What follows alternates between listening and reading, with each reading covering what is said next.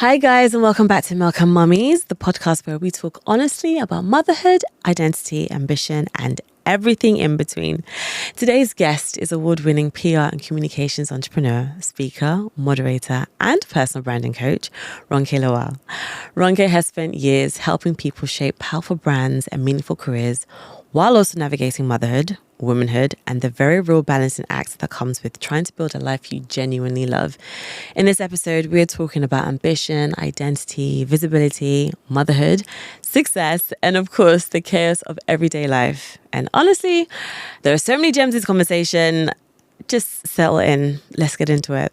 Ronke, hi. Hello. How are you? I'm really, really well. Yeah? I'm a sun baby. So and at the moment it's sunny and it's hot and I love it. Blossoming. Oh. Listen, yesterday I think was the hottest day. Well, supposed to be the hottest day in May, whatever else. I was in my element as well.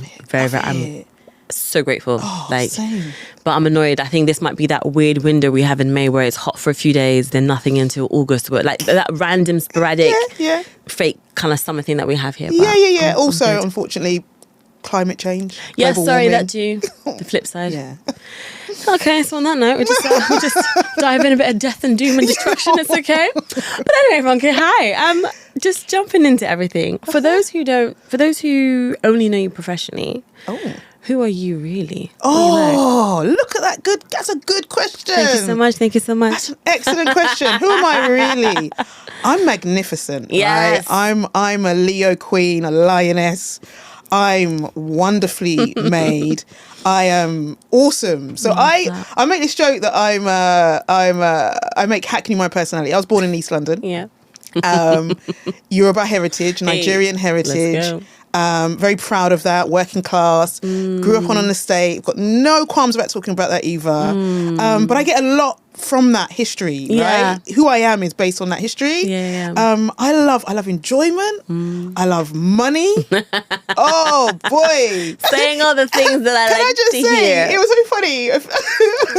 A while ago, a friend who hadn't seen me in a while was like, "Wow, you're looking really good." Not like she was saying I don't look good normally. You're looking really good. Oh wow, what's your husband doing? I was like, I don't know. She was like, "No, what is it? What's going on? Is your diet?" No, not really. Yeah. And then it clicked. I was like, my clients have been paying on time and in full, and that must be it because I was glowing. You know when the money hits, so I'm unashamed about that.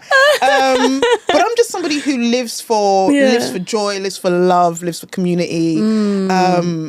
And now I'm learning to live for self. Nice. It's been hard. Yeah. So anything that kind of fulfills me and fulfills myself, I'm living for that. But it's a lesson that I'm only just learning. So that's who I am. Why do you think it's taking you so long to learn that lesson? And then also, why do you think it's a lesson that women struggle with? Because I feel like it is. Well, for me personally, I can speak from my own experiences. I was firstborn. So you've been a mini adult from day. Yeah, do you know, in a nutshell, that's it. Yeah. And I grew up in tumultuous conditions. Yeah. And this is why, whilst, I'm not trying to I'm definitely not going to glamorize growing up working class. Okay. It was challenging. Yeah. But I'm not gonna overlook it. It was important. It was character building, but I'm not gonna say it was character building because I would have wanted that. Sometimes I see other people's lives, like how they grew up. I'm like, man, if I had that experience, what would my, I describe myself as magnificent now, but I can't imagine what I would have been like if I had a different circumstance. Yeah, I'd have taken over this world. What? What? I believe you. Yeah. So I was, firstborn. Challenging circumstances, and I was conditioned to be a people pleaser and somebody of service, yes, very obedient. Yes, understood. Right. So I often put other people first. Yeah. I often, looked out for others. And you're right. There was an adultification of me, and I don't know if anybody, it's something I learned from motherhood. I don't know if anybody really advocated for me. Understood. Especially at a time when that kind of language and that kind of dialogue was not a thing. So can I say to my mum, imagine speaking to my mum, I just need someone to advocate for. Advocate for what? Go on, what? Some of the language I'll be using now, and I'm like, those words, that vocabulary did not exist when I was growing up. Now, the way I just drop it into a sentence like it's normal, well, I know it's not necessarily from when I was growing up. But, I had no one who you know, they try their best. No, let me not even. I genuinely don't know if anybody truly advocates for me. I was often advocating for others. Okay. And it's really interesting because I've chosen a path and a profession that still advocates for others. Yes, it's true. And so... but compensated accordingly. And also I can imagine others that you choose to, that you're choosing who you want to work with. You're being intentional about that. No. Do you mean? Yeah. Because I've been doing this, I've been in this game for so long. And I've chosen a very kind of not peculiar, but unique path. Nice. Not traditional PR, right? Nice. But I am very particular about the clients I work with. And and this is why I spoke about choosing myself, being myself, learning to love myself.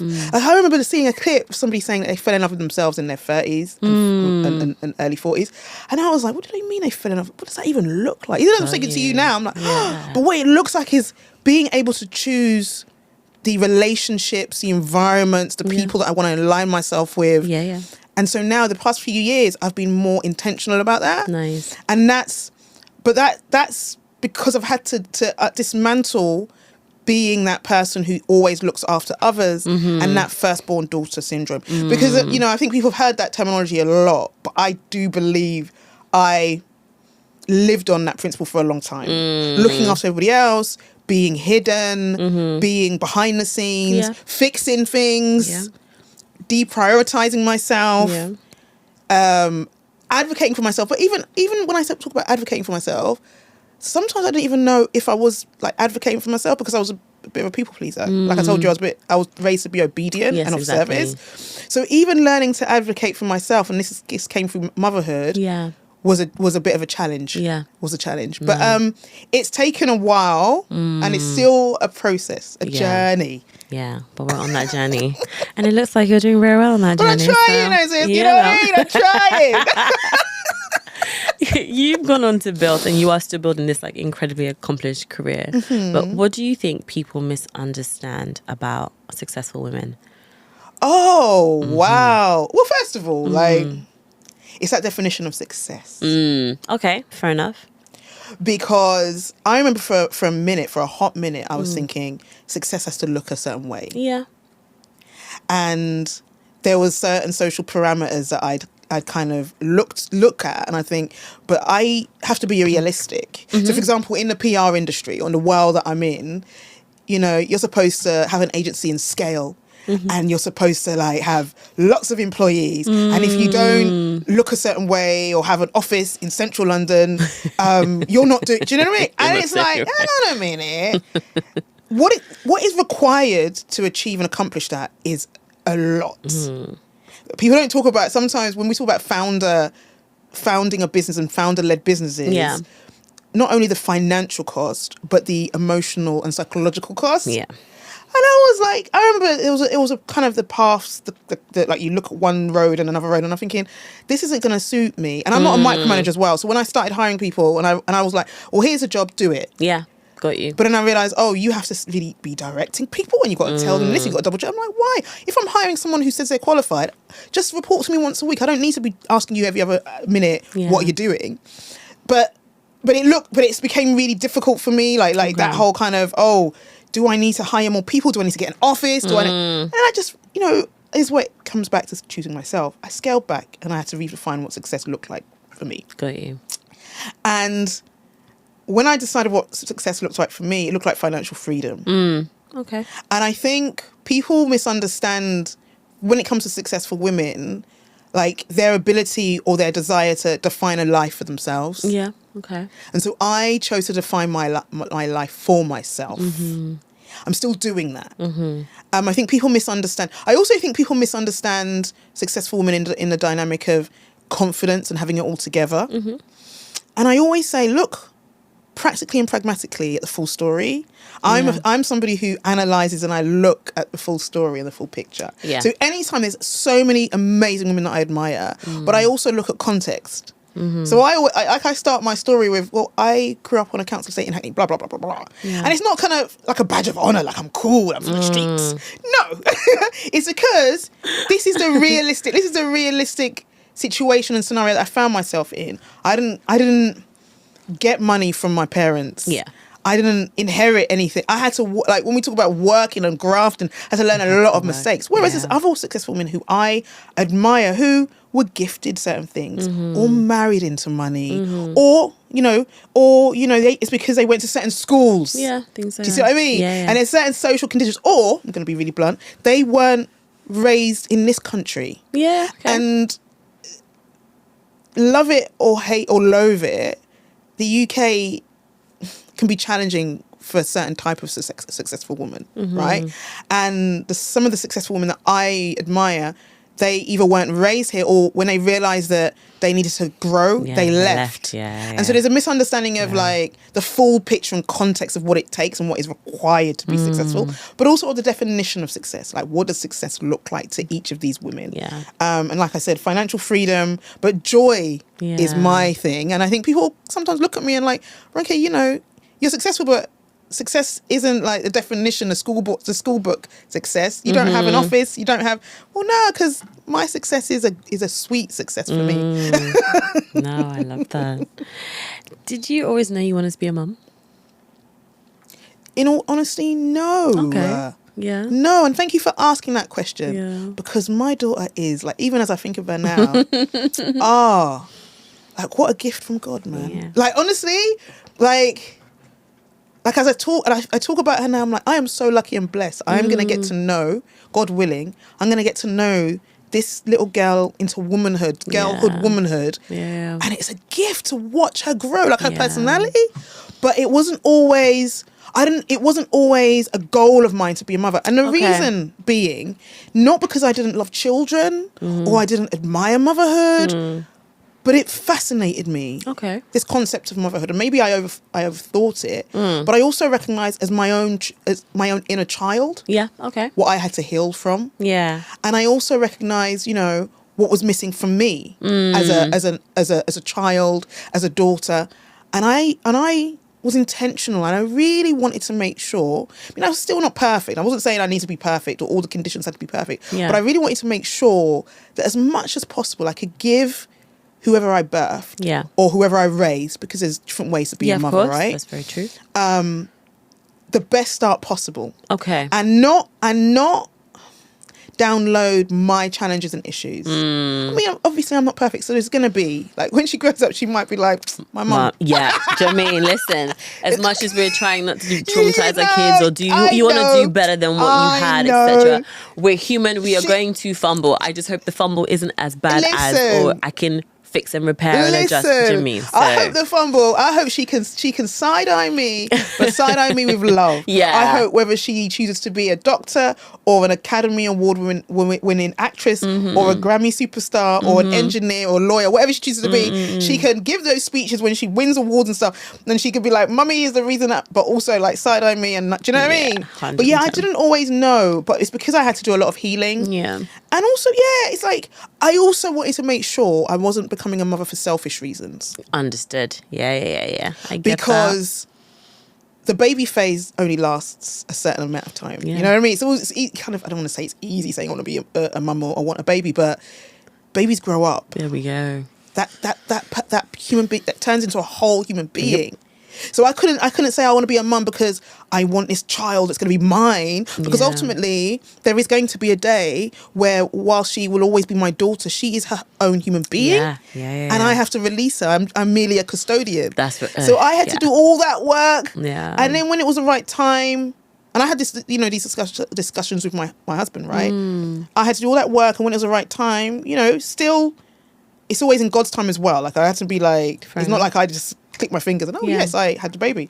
But that work, and also I'm going to be honest, and it's going to sound, people will think, this woman likes to talk about money, but I think money, I also wanted that. You wanted to provide for your child. I wanted comfortably, that. I wanted that because I know what it's like when there's lack. Yeah. And whilst we are not the richest in the world, I still want that stability. There we go. Where there's one thing that's removed from her consciousness. Yeah, nice. That feeling of like being a burden, or you know what I mean? Not being able to ask for stuff. Yeah. So yeah, I've maybe innately I've always wanted to be a mother, but I don't think it was anything I truly verbalized. And I also reckon with the fact that if I did not have a child or children, it wouldn't necessarily be the worst thing in the world. Understood. Yeah, same. No. I can relate to that so much. And I think you've echoed a lot of the things in regards to my thought processes as well in terms of having a kid. Like, makes perfect sense. Good. So, yeah, man. Like, and I think this all happens for people in so many different ways. But I think if you're being as intentional as you're being or practical as you're being, I think you can only set yourself up for the best possible results. Exactly. Yeah. Makes perfect sense. Was all of that for you? The journey into motherhood, dealing with, I don't know, any physical symptoms, all that kinds of stuff. Was that all relatively smooth, or how did you find the transition of motherhood into birth?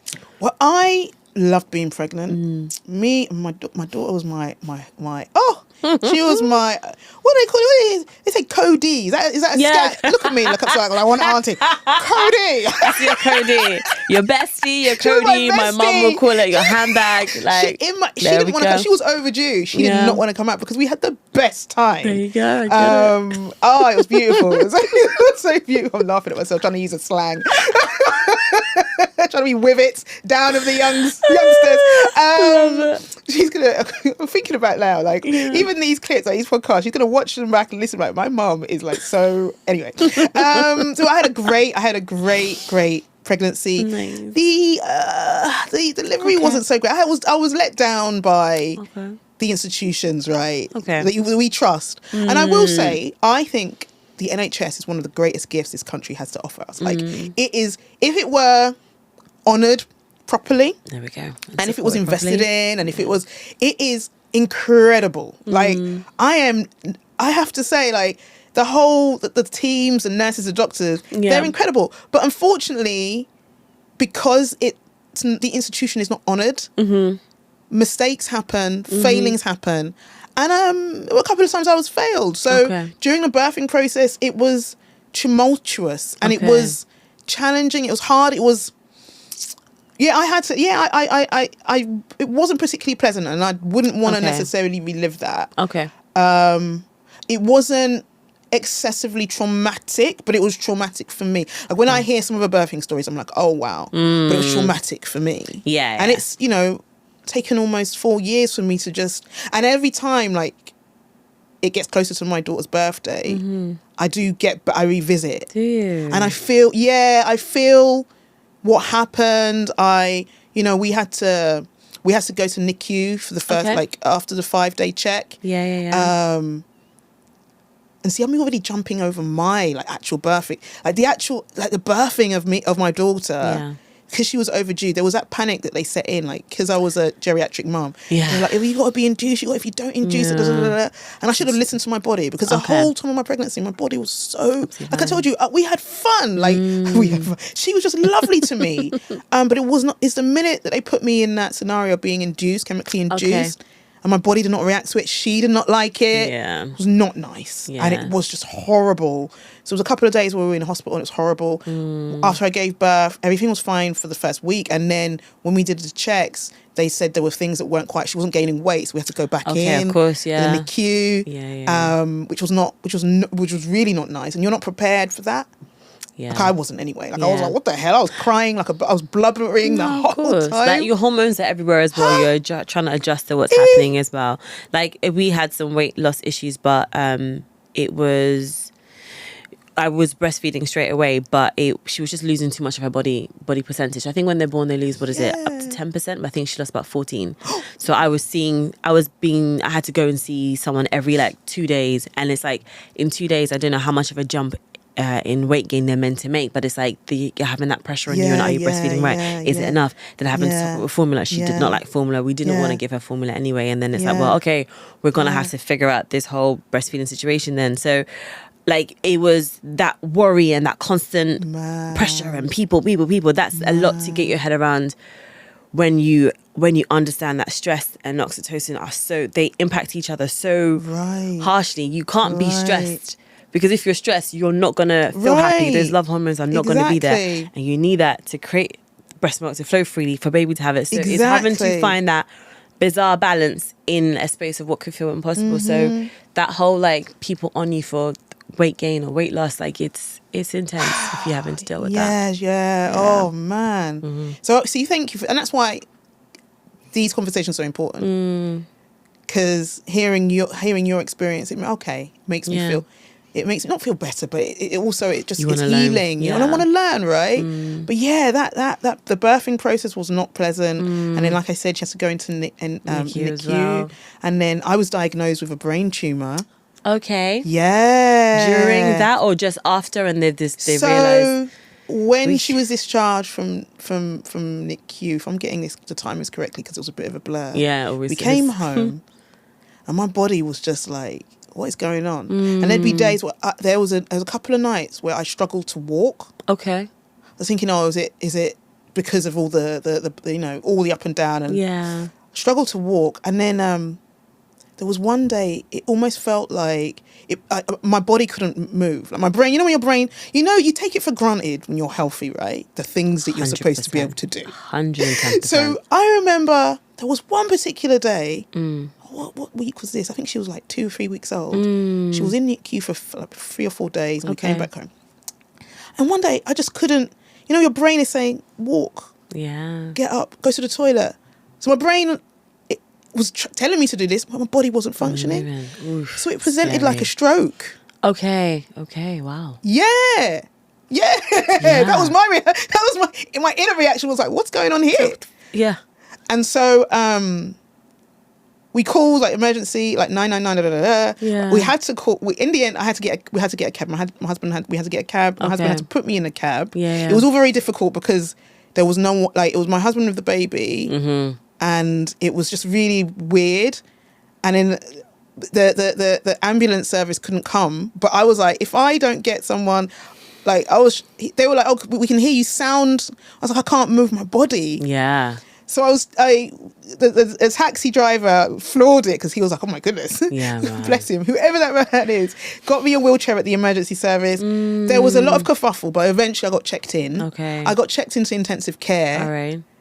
And they did the whole checks. They couldn't figure out what it was. Initially, they were like, what is this? Oh my days. And then they found out that it was a brain tumor, but it wasn't because of the pregnancy. I think, if I'm not misremembering, I'd had this brain tumor before, and it was slowly growing. Now the pregnancy helped to kind of identify it. So it wasn't caused by pregnancy, but it helped to identify it. All right. So if it almost is like my daughter saved my life in a sense, right? Because if I hadn't been pregnant, it would have been growing. Potentially, I'd have not only died. I'd have potentially gone blind, and I would have lost whatever senses, and I potentially would have died. I could have. I was going to say woken up dead, but I hear I get that sentiment. Yeah, I do. It was growing, but I guess the pregnancy hormones kind of alerted my body to it, and that's why it presented a stroke. It wasn't a stroke. Yeah. So that whole experience, I was in ICU for about a week. Oh my gosh! And this is what the first 2 month, or 3? So the first month of where it's supposed to be the most exciting. All the plans that we had, we were supposed to have a party, like a naming ceremony, went out the window. Of course. But it also kind of taught me a lot, and this is why I say when you first asked that question about who am I go back to self. I go back to reimagining, but also loving who I am. Yeah. Because I've been so close to death, and I don't think people. As I'm talking to you now, I want to get emotional. Not that I have my tissues. I still don't have my tissues, guys. I still don't have them. But there'll be tears in this show. I mean, come on, it's fine. But sis, I was not only was I close to death, but it's I was in that ICU, and I remember somebody died, and I'll never forget this. Oy. So I'll never forget this. I tell this story with love and honouring of that woman. Is bearing in mind I couldn't move, so I was still unable to walk. Yeah. And in one corner of the room, there were 2 teenage girls. And it was one day I woke up and I could hear them crying. Oof. And this whole time I was in, this family I assume it was a husband and 2 daughters, or 2 girls, had been visiting this lady. And it was one day and I could hear the pain, the cry of pain, of a pain that I would later come to find out, even in my own real lived experience, is a pain of grief, like the cry of grief, the cry of heartbreak and sorrow where they were calling for their mummy. And these were teenagers. And so you can imagine, I don't know, you can imagine I had just given birth to my own daughter, and I thought, what the hell? I'm in this bed, in this ICU, what? And I was in the midst of death. I could see it, and I was honouring this woman, I was like, oh my goodness, she's gone. Like some elders came, she's gone. Like it was so peculiar to me I've never been so close in that way. Understood. But also in the midst and environment of that could also be me. That I've birthed someone that I could also die. I was really close to that. And then I realised that the world still moves and goes on. You know? That bit. And there's no... So I'd already gone through like all of this stuff with my own my own birthing experience and my own health, but the world goes on. Yeah. And in witnessing, like hearing somebody die and their family grieving and being you know losing her, and I was there in that bed by myself, like, and I was like, well, I've got to live now. And came out. It still took a little bit of a while, but came out with I'm not going to say it was an immediate renewed sense of self. It still took a while. Take time.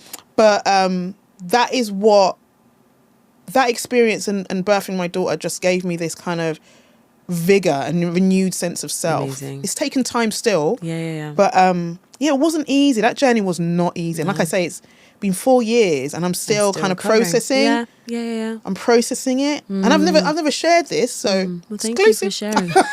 I've never No, see, look at humor. I just try to use a little bit just to... Listen, if we're not laughing, we're crying. So I take the laughter. Seriously, and seriously, it's like it's taken 4 years and I think probably the rest of my life. But I realized in that moment, because I was alone in that bed and in that room, and you know, I prayed on the life of that woman and may she rest in peace. Yeah. But also for her family. But also I had to pray for myself in that sense of like I was alone in that moment. It taught me a lot about being alone and isolation. And how it shows up.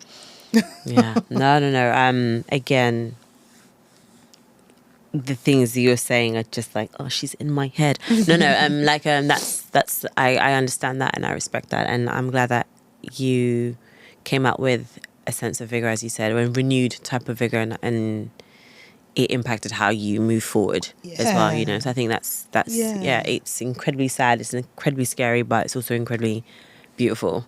Thank you. You know? I don't even know how to wrap up that sentence, but nah, for sure. You're in the midst and the throes of motherhood and you're adjusting. Did motherhood shift your ambition at all or sharpen it? Oh, yeah. I'm going to say, shift or sharpen. Yeah. Maybe both. Is that even possible? Don't know if it's possible. Sharpen for sure. Yeah. Like there's an inner hunger now more than ever before. Yes. Because I said before, I'm a custodian of my daughter's life, right? I love that you said that as well, because I had one friend said that to me. She was like, about her boys, she's like, I'm a steward. I'm a steward for them. And it kind of just flipped my thinking on that. As you said, we are all individual people. Like they don't belong to us in a certain way. So I love that you keep saying that in there. Yeah. And it's a joy to be a steward and to watch her grow and evolve. Yeah. But I also have a responsibility for her to see me in my best, at my best. In my best, as my best, in my best self.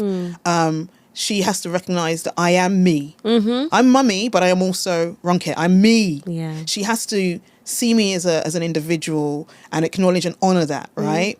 And so I have a hunger now that is like I want more, but it's in this kind of quiet way. Whereas before, I used to feel, it's like when I was talking about like what does success look like? Where it felt like, do I need to have an office? And do I need to do this? And do I need to scale? And do I need to get investment? And do I need to calm down. But now I'm recognizing and I'm connecting dots that like I want more, but in my way. Got you. I'm greedy. Like, I'm not fully satisfied. I think the one thing, how greedy am I? Know thyself. Because I'm realising, right, it's taken me a long time to get to where I am. Yeah. And with the birth of my daughter, it's like, she's looking up to me now. But beyond that, I look at her and I'm like, how do I want her to remember me? Yeah. So when I'm gone, which eventually, and you know this can sound really morbid, but I pray that I go before her because life is life. Nah, all the time, yeah. And I want bruh. It's on my mind. Mortality and not having a child and how to manage that on my mind a lot of the time. So I get that so much. How do I want her to remember me? Yeah. What are the things that I wanted to say, feel, know about me? And so that gives me this urge and this hunger, and also that desire to live a full life and a complete life where we can both enjoy, and my family can enjoy, but her in particular, I whatever I lost or I missed out on as a daughter. Yeah. Okay. I want to make sure that as best as possible, I can gift it to her. Nice. But it's sharpened my ambition. So this is interesting because I'm visible. I'm loud, I'm noisy, but I've got this quiet ambition. There are certain moves, I'm making moves. I'm making moves. Making moves, sis. So very cockney, right? East London, making moves. Whilst you're sitting there doing niche.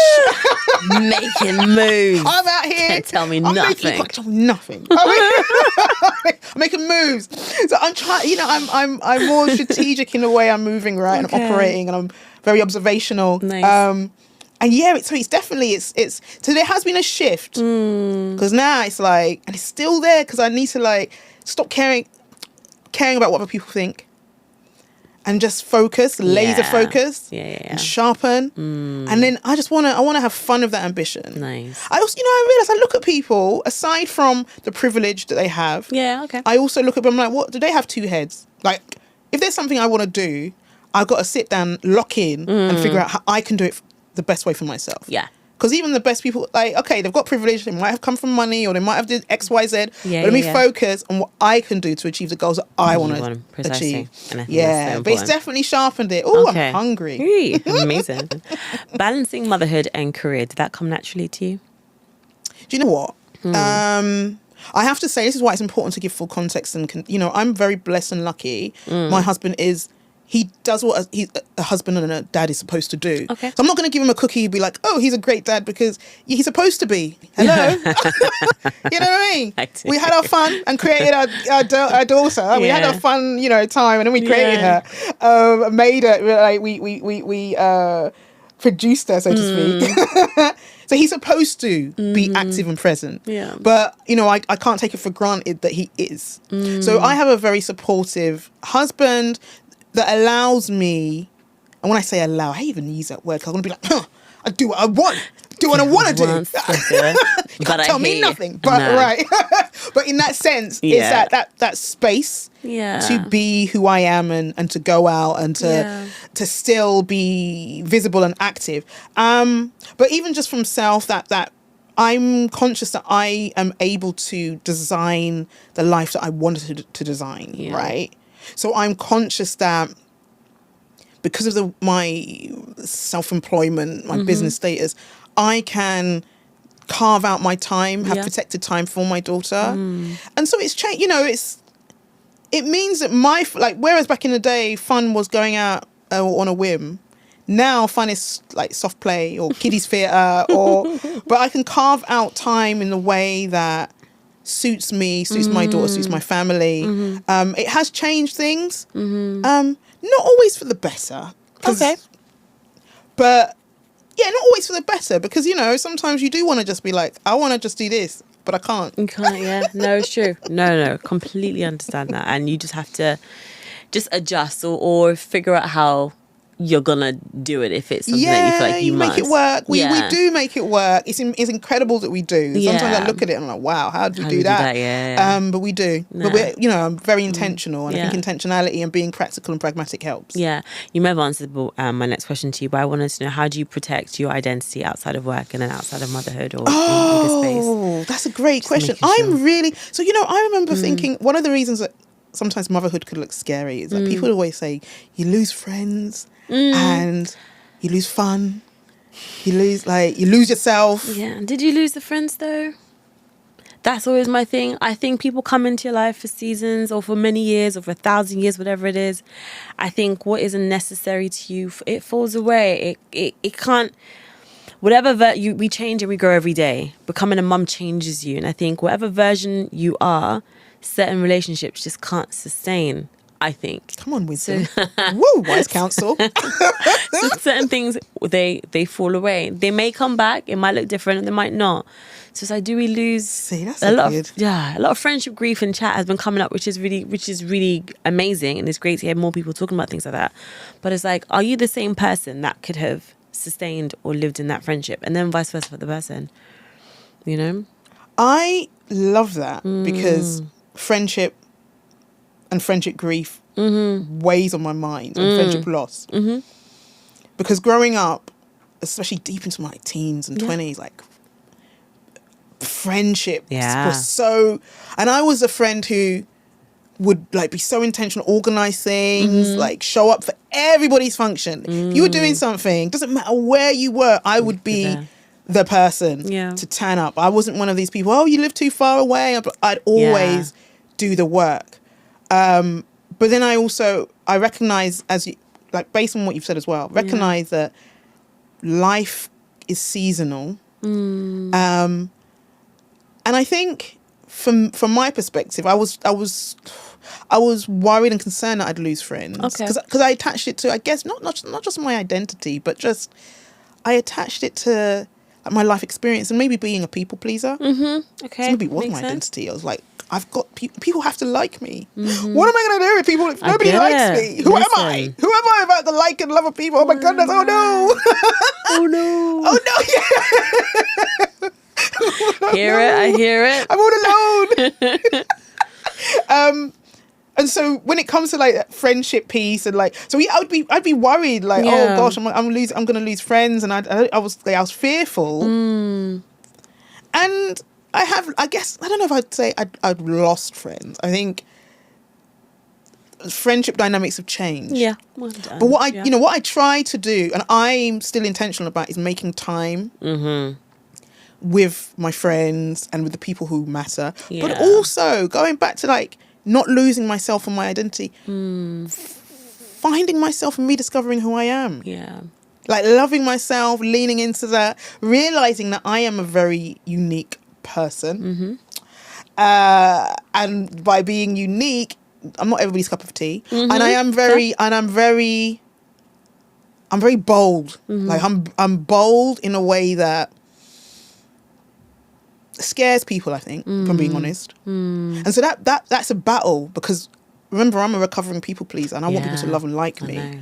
But I know I've got an energy that when I walk in certain spaces, you know, I've got a loud laugh and I've got an energy that people are like, oh, who is that? Do you know what I mean? Like weird. And I've done things, I'm going to be honest with you, I've done things, this is why I define myself as magnificent. I've done things in spite of the conditions, the social conditions that I grew up in. I've accomplished things that like on paper it's like, wow. Do you know what I mean? And so even all of that can make people think, what does she do? How does she do that? So I can be, I guess, not scary, maybe I scare, I don't know if it's scary, but I can like turn people off. I'm recognizing that. So in terms of not losing my self-identity, I've placed, as much as I still value friendship, and I love people, man. I do love people, but I've got to figure out how to love people without being a people pleaser. But I'm learning how to love myself, and that's where holding on to who I am as a woman beyond being a mother is really, really important. Yeah. No, and I'm glad that you highlighted that, because I think anyone who's in that space is going through this exact battle, and I can imagine it's something that you will forever be tackling in some way, shape or form. But I think I love that bold is a word that you've used. Magnificent is one. I love that scary is another. I mean, this is the one life we've got, you know. Listen. You've got to live it. Listen, if you're not taking a shot, I don't know what to say to you. You got to, this is the thing. Because I can't remember who was I was speaking to. I had somebody on here and we were talking, but their thing was very much about not pursuing their goals and their dreams. And it's like, wait a minute. So I'm not going to do whatever I want to do based on some things that friends or family have said to them, but they're doing everything that they said they were going to do, wanted to do. Like, you have to live for you. You've got whatever that looks like. Whatever you need to live for that. Because if it's in fear of upsetting people who don't even really think about you anyway, My friend. Sis, can I just say, like, what you're saying is, I feel like I need to say this. So, in the space of a year, I lost 3 people who are significant to me. Eesh. So, I lost my dad. Oh, I'm so sorry. I lost my maternal granny, and I lost a dear friend, Danny. And each of those people, this is why I talk about how do you want to be remembered? Like, how, you know, when you're gone, like when I'm gone, legacy. What do I want my daughter to say at my funeral? Yeah, okay. What do I want her to just think about when she thinks about me and grieves me and remembers me? But when I think each of those people, like, they lived in a way that was so bold, not necessarily perfect. I'm not gonna, reimagine. Like my dad was not necessarily perfect, but boy, was he an incredible man. Amazing. And he was an incredible man despite his many flaws. I'm going to be very honest. He had such a big heart. And sometimes it's like that thing about when we talk about parenting, it's like, it's such a shame that he was flawed and had his imperfections. Because if he hadn't been so flawed, he could have been even more like... I talk about incredible because of the heart connection, the love and the honouring of my father. Okay. But he was so, like, bold. Like, at his funeral, like, people were coming from near and far.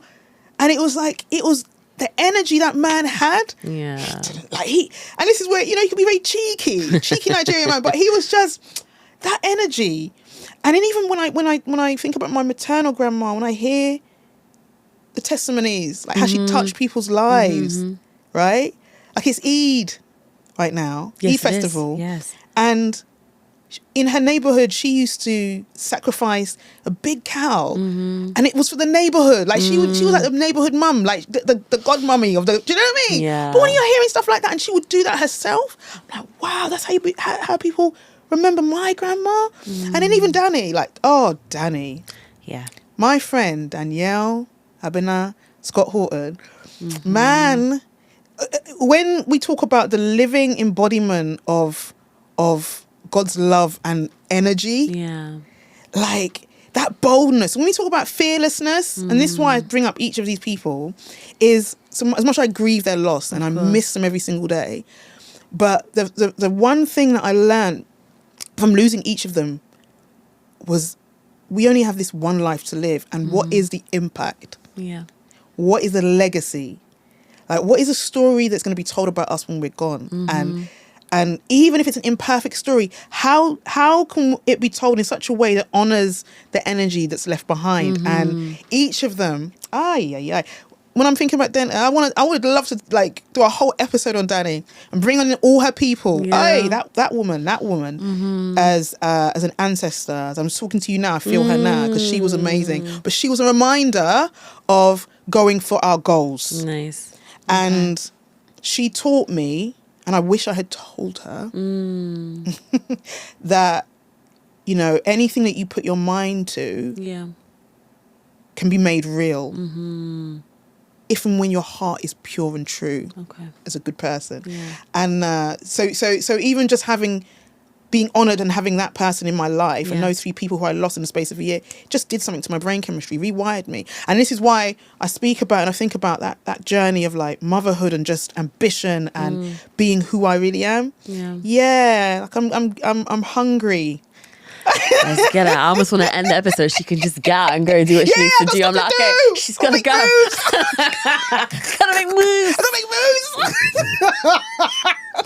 My days.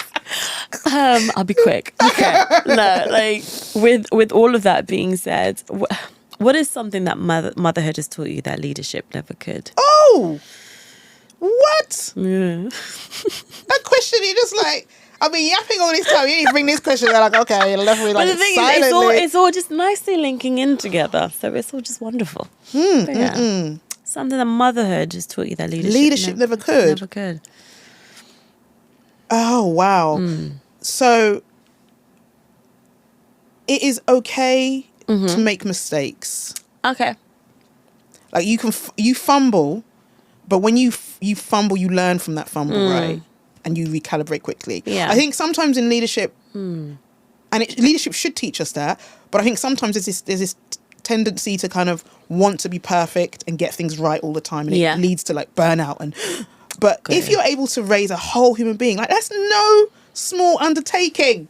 Like raising a human being. Like, do people not understand? Like, to raise a human being.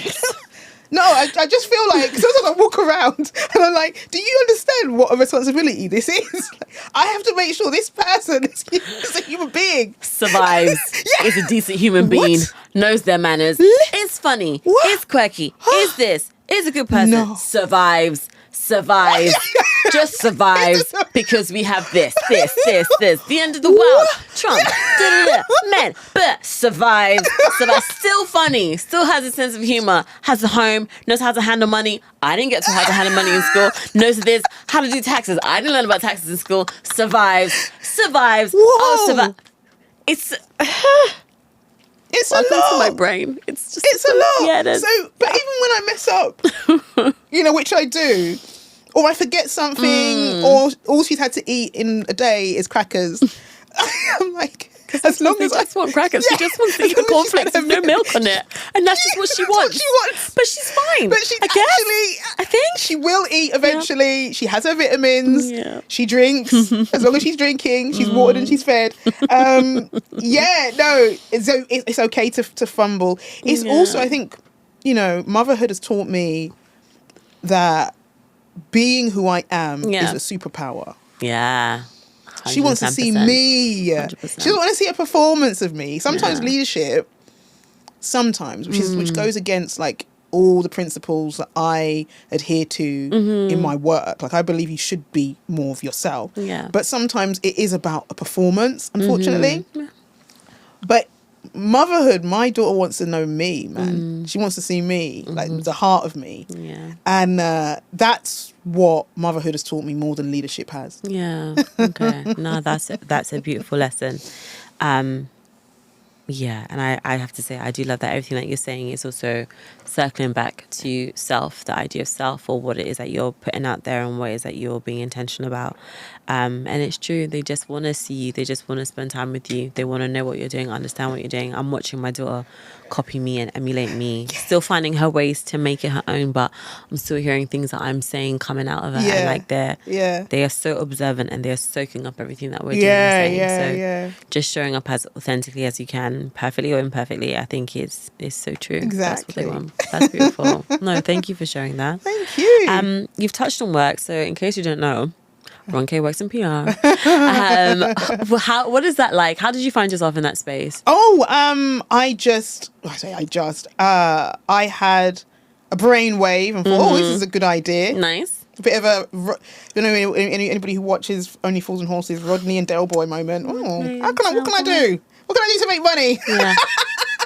And I remember helping a friend years ago with a project. I was like, I could do this. But it was more kind of overarching PR and marketing. Okay. I had to, after years of doing that, I had to focus on PR. Focus. Okay. And I've pivoted even more now, where I'm more specifically into personal branding. Nice.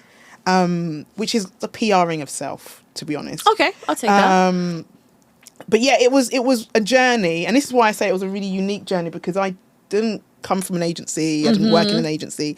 I was a very entrepreneurial, like, this is a great idea. And because I'd helped a friend, let's start this business. I started this business, and I just did it. I just did it. I just did the thing. Feel the fear and do it anyway. There's a really good book. Yeah, I remember that was, I forget the name of the author. So do I. I'm literally scrambling in my brain. But it was really good. Yeah, no, I absolutely do. It helped. It was so easy, quick. And it was like, when the author just like literally spaced it out, I was like, that makes sense. Makes perfect just do sense. Just try. Do it. What's the worst going to happen? Yeah, exactly. What is the worst? Yeah, listen. And I think even being in the industry where you often hear no all the time. No isn't a scary word. No, it's just not right now. That's what you remember. Everything is in the right time. That's it. And that's it. What do people fundamentally misunderstand about having a brand, especially now that you're working in more personal branding, as you said?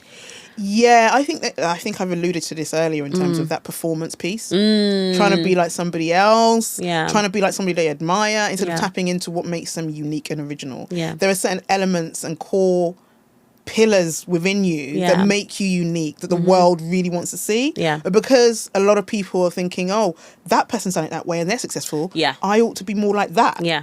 And actually, no, you've got to be more of yourself. I know it's hard, particularly in societies like ours, you know, black women, dark-skinned black women, women who've come from maybe marginalised backgrounds, socio-economic, you know, challenges, whether it's coming from working class or losing money, whatever it is, and you having to rise through the ranks, some people feel like they have to fit into certain spaces in order to succeed. And so that's where the performance comes, right? And we're in an attention economy now, right? Massively. So performance, if we're going to be on it, if we can keep it 100% real, performance has become part of a lot of people's personality, unfortunately. And they feel like they have to put on a performance in order to get the clout and get the followers and get the engagement. And look, my thing is, once you identify your goal and who you're speaking to, it might take a little bit longer, but if you are steadfast, you can accomplish pretty much anything. You also don't, this is before I don't want to leave it there. You can do whatever wait. Let me be strict with that. You can accomplish anything, but you have to also be pragmatic and objective in terms of what that looks like. So that means, you know, a willingness to take feedback, critique, a willingness to adapt, right? A willingness to understand that you are not your audience. So what I mean by that, you know what I mean? Yes. So a lot of people think, because I like doing it this way, no, if you're trying to speak to certain groups and stakeholders and audiences, what is it that, you know, part of your personality, what is it that's going to engage them? Yes, correct. Don't just do things the way you think you ought to be doing it. Do things the way you know is going to engage with them. And I think a lot of people misunderstand that. I think it's just what they want to do. And then they're not growing. There's no growth because they're stubborn and stagnant. Understood. And also, even you just saying that you're also, your friends and family aren't your audience as well. Because they're not. I often see most people that I know are super creative or what have you, and there's always that level of disappointment where your friends and family aren't supporting you or showing up in the way that you thought that they would because they are your friends and family, but it's like they're actually not the people who are gonna buy from you or follow you, whatever else. They're not. So I think once you also understand that, it's like it takes sort of this pressure or this anger or resentment or annoyance that you might be having towards them, because it was never intended for them. Exactly. So just remembering that. Exactly. And you have to get comfortable when you're getting ready to achieve a certain goal or enter into a new level in your life, like you're trying to get to a new level. You have to get comfortable with the silence and with the fracturing of relationships. There's going to be a time where people pretend like they can't see you, or they don't give you the encouragement that you think. So you've got to, oh wow, I'm triggered, oh God. You've got to stay like focused, laser focused. And I know it's hard, so you're going to have to, you're going to have to find either a coach or a therapist, or if you've got good friends who really see you, keep those people. But there's going to be people who you assume are going to be more supportive, who suddenly go quiet or silent. But you've got to remember, they're probably not your people, or they just don't understand, or your growth is a direct reflection of their stagnation. And so when they see, they've grown up with you and they're seeing your rise and you're doing things like, wow, it makes them feel a certain way, because all the things they said they were going to accomplish, they haven't actually accomplished. So it makes them feel not just intimidated, but it makes them feel kind of frustrated with their positionality in life. So that's not to say that you shouldn't maintain those relationships, but you should be discerning in terms of the spaces that you kind of attach value to. But it's not always easy, but you can get through it. I agree. Do women, especially black women, do you find that they get punished for being visible or ambitious in your line of work? Yes. Yeah. Black women, particularly dark-skinned black women, I think colorism is important to address, because I think, unfortunately, for some reason in this country, that conversation still hasn't, like, colorism and light versus dark, it is a real thing. Like, it's not, I think it's not by chance, it's by design, right? There is, I agree with that. I think that colorism has an impact on how black women are perceived and received. But I think when you become a highly visible black woman, you know, regardless of shade, but particularly when you are a dark-skinned black woman, that visibility can be dangerous for some. Okay. Because there is a lot of interrogation. There is a lot of kind of people want to question what we do, how we do it, how we operate, particularly when we do not attach ourselves to establishments. So if you're trying to do something in your own way and you're bold and brave and dynamic, it's really hard. And there's lots of examples. Now, there's lots of examples of successful black women who are visible in this country, visible, and often they have to operate with the confines of the game, the rules of the game. Okay. And so whatever that looks like, so obviously I'm not going to name any names, but whatever that looks like, and that might mean being palatable. Okay. Yeah. If we're in, for example, in the entertainment sector, being palatable. If you're in the business sector, it might mean aligning with establishment. So that means, you know, making sure that you adhere to the rules of certain institutions, high ranking. And if you don't operate in that kind of space, it can be quite challenging. But if the more visible you get, the more like I said, more interrogation. There's a lot more people asking questions of you, and there's a risk of, what's the word I'm looking for? It's not the glass ceiling; it's a glass cliff. Where basically, as you become more visible, and depending on the industry you're in, if we think of the business space, you're given opportunities, but you're given opportunities where you're almost set up to fail. Right.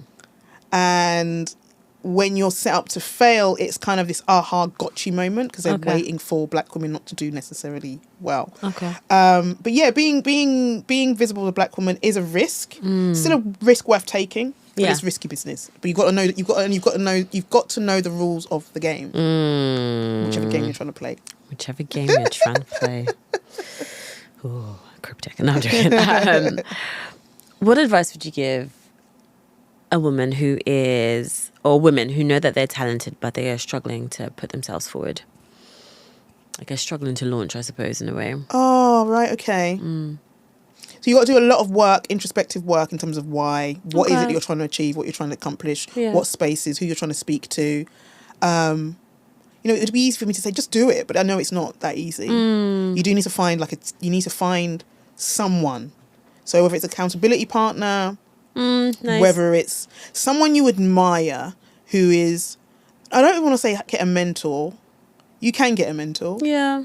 I sometimes think black women are over-mentored in professional spaces, but anyway, even in creative spaces. But you can find someone, even in like, who's achieved all the things you want to achieve, and you follow remotely, virtually, and just study them. Yeah. So study, and also just surprise yourself. Do things out of your comfort zone. Like, so sometimes just wake up, use your free will, just wake up and do the thing. Do the thing you're afraid to do. Whether it's filming a video, whether it's getting on stage at a comedy club, those kind of things that will just shake your confidence into action. And it's an active, every day you've got to do something. So every day do something that wakes you up. Yeah, that's nice. That's a dope challenge as well, actually. If you're not going to get too much in your head about it, make it a fun thing. That's really cool. That's really nice. I like that. What's your most chaotic motherhood moment, if you've had one? I can't even say. I don't even know. Have I had one? Probably. I can't remember. Everything rolls into like one blur. Yeah. I think because that first month after giving birth was so like, what is that? Everything else kind of fades into, that's it. It is what it is. Yeah. And then I guess randomly, is there one thing that you find mothers glamorize about motherhood, but it's actually quite exhausting? Oh yeah, always being switched on. Okay. You know what I mean by that is like, I didn't know what being overstimulated meant until I had my daughter. Like, sometimes she wants to crawl into my skin. And always wants money. Like, sometimes, not always. She's great at independent play. But there's some days where it's just like, she only wants me. Huh? I've got all these toys and books and Like, you've got other stuff. Why just me? Just you. Mummy. And it's great because she loves me. Sometimes she'll come and she wants to get into my skin, but it's like that overstimulation. It's like you know when you hear mums, you're like, oh my goodness, it's so amazing. My child, and it's like, this is. Sometimes I just need 10 minutes of silence. I don't want anybody to touch me, talk to me. I need to just be in a corner somewhere of just not being touched. Yeah. As much as I love her, so I don't know if that's been glamorized, but I just know for me, I'm like, whoa, that's a lot. It's beautiful, but it's whoa. No, I hear you. You've talked a lot about, I guess, what you'd like, how you like your little one, or if there's more to come, how you'd like them to remember you, and you've talked about what and how you're building a more intentional, meaningful life for yourself. Like, what's bringing you the most joy in this season of life, would you say? What's been watching my daughter grow. Yeah. That's cool. So cool. Very, very cool. Great fun. And just having fun visualizing where I want to be. Nice. And not being worried and, not being like worried or scared. Yeah. Having fun, and then just having fun visualizing where I want to be, where I want to go, how I use my voice, how I use my influence. Nice. And having fun making money. So that's making that money. That's at least trying. I talk as if they say you got to talk, you got to speak it into the world. Existence, 110%. I don't want people to be messaging me asking like to send them money. I'm not that ritual, but but it is important. And I think as Black women, as mothers, it is our duty to have financial stability. Should be a priority. Yeah. In my opinion, it's a sign of consideration. Like I'm considering the future of my daughter by just making sure there's financial stability, that she is set. We don't have to be billionaires, millionaires, but just set and stable, because anything to do with like finances, the thing that can do to your psychology. I don't want, she may still have some challenges. Hello, like the world and life is hard. Capitalism is a beast. But as much as I can help and consider, like make sure she's considered in all my activities, then and then for me as well, just enjoying money, and being able to do things where I'm not having to like look over my shoulder and be like, oh, can I afford it? Still unlearning some of that, because that's the childhood stuff. Got you. Still unlearning it. Still to this day, as a big woman, I still unlearn, but still just pushing myself to just enjoy. Yeah. Do you know what I mean? No, I hear you. What advice would you give to a woman who's trying to build a career while raising her children or her child? Yeah, realise you can't have it all. Don't be guilty. Yeah. Like, don't be guilty when you're doing the thing that you want to do. I think motherhood guilt is something that's just, it's part of the propaganda, capitalist and patriarchal propaganda. Please, we are, as long as you are whole and fulfilled, you shouldn't feel guilty. Hear you. I think you should also remember that you can't have it all. You can't have it all at the same time as such. I understand. I'm having to learn that. I understand that. Yes, you can have amazing aspects, but there's going to be certain things that you might have to pause or you have to outsource. Yeah, okay. And so if you have the privilege to outsource something, do it. There's no point in trying to be like, it's amazing mum, an amazing professional or business person or creative, and you're burning out in the process. Understand. So the only way you can really have it all is if you have the privilege of like, I was going to say a team, but you do need it. You do need a team, don't you? You kind of do need a team to raise a family and raise it. And I think that's basically, that's it. That's basically it. So just don't have the guilt. Prepare yourself for the knowledge that you might not be able to have it all at the same time. Yeah. But embrace every moment. Okay, I'll take that. All right. To wrap up, we're going to do some quick fire round questions. Do quick. No pressure, no drama. Just say what comes. Okay. Tea or coffee? Tea? Hello? Got it. Quiet night or girls' night? Oh, now it's a quiet night. Oh, so I still love a girls' night though, but now, let me just embrace the quiet night. Yeah? Okay. The last book that you read? Oh, I read Rootless by Crystal. I forget her full name, but Rootless. It was beautiful. Oh. Rootless. Okay. One word people would use to describe you? It can be rude if you like. It's fine. Oh God, this is a good one. One word. It would describe me. I'm gonna regret. Like, I'll be like, I should have said another word. It's not a game show. Like, I'm not like. It's fine. There's no prizes. There are no prizes. Just say bold. Nice. I'll take it. One thing motherhood made you better at. Being me. Oh, nice. And then one thing motherhood humbled you on real quick. Oh, also being me. Like, hello. Okay. Favorite thing to do when it comes to self-care? Oh, that's beautiful. We're taking a long walk just taking really long walks, actually. Yeah. Also, if I can find a nice book, like nice book and a glass of red wine. Ugh. Yeah, man. Glass of And also red. just binging any of my favorite shows. Go. Any of my favorite shows. Yeah. Ooh, Golden Girls, The Office, Hey, US. Oh, yeah, The Office. Nice. Okay. Ronke, thank you so much for your Thank time you. today. Thank you. Honestly, thank you for being so honest and so open and just sharing such an uplifting conversation. I think bless you've dropped you. some gems for people just to remember to get out of their way a little bit and not be afraid to take chances or create opportunities. So thank you for this. And thank you for creating this space. No, like you're you so are an amazing host. Thank you. And you are creating and providing a space and environment for us to share our stories. So that is a real blessing and a gift. So I appreciate you and I Thank honor you you. for giving us this opportunity to share our stories man.